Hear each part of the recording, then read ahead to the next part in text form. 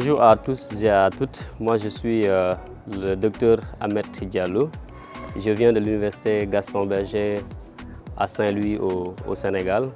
Je suis spécialiste en littérature et civilisation africaine, notamment anglophone.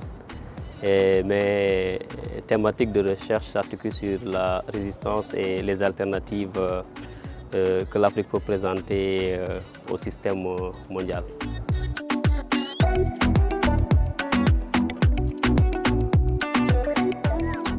C'est une excellente initiative, je dirais, parce que ça va continuer.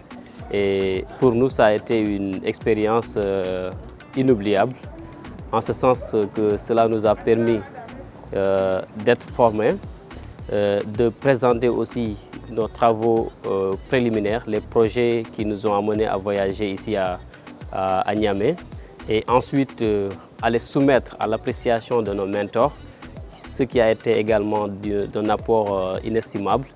Et ensuite, ça nous a permis tous ces jours-là aussi d'échanger avec des collègues qui nous viennent d'un peu partout à travers le continent, que ce soit l'Afrique francophone ou l'Afrique anglophone.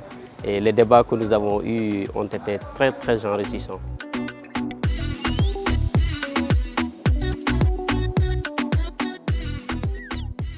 Au cours de cette première édition, nous avons appris d'abord à humaniser, comme je l'ai dit, avec nos mentors, avec nos amis, avec tout le staff de Global Africa, du LASDEL et des Nigériens ordinaires qu'on a trouvés ici. Et ensuite, académiquement, nous avons beaucoup appris, surtout en termes de méthodologie de recherche.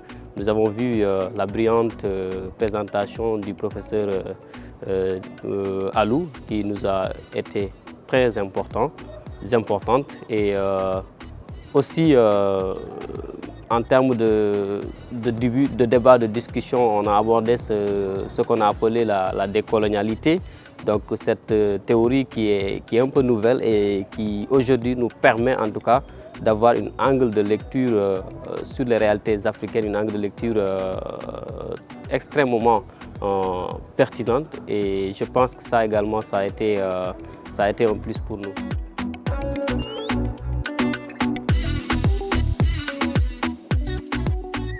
C'est un thème qui vient à son heure, parce que l'Afrique aujourd'hui est aux prises à de multiples phénomènes.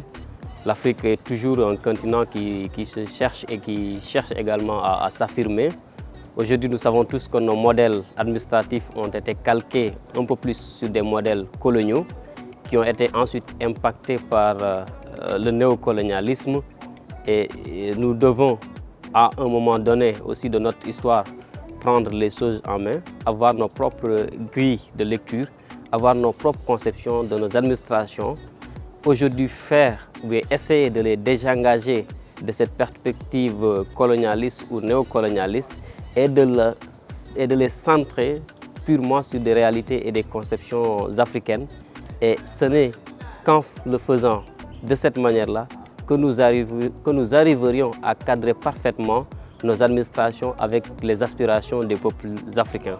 Et je pense que l'école Jeunes Chercheurs, avec les théories que nous avons utilisées, avec les grilles de lecture dont nous disposons, avec tous ces outils-là qui ont été mis à notre disposition, aujourd'hui nous abordons les futures administrations africaines à partir d'une perspective purement africaine et décolonialiste.